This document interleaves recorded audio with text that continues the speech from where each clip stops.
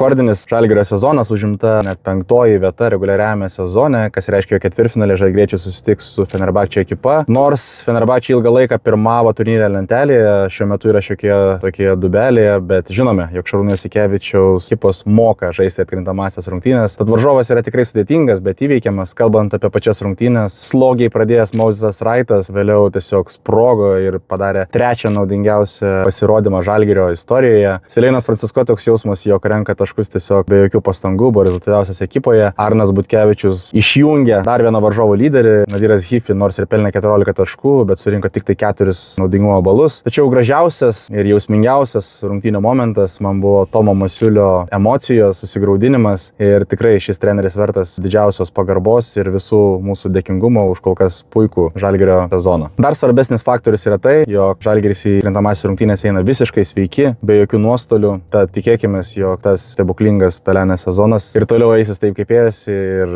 Žalgiris mus dar nudžiugins ne kartą aikštelėje.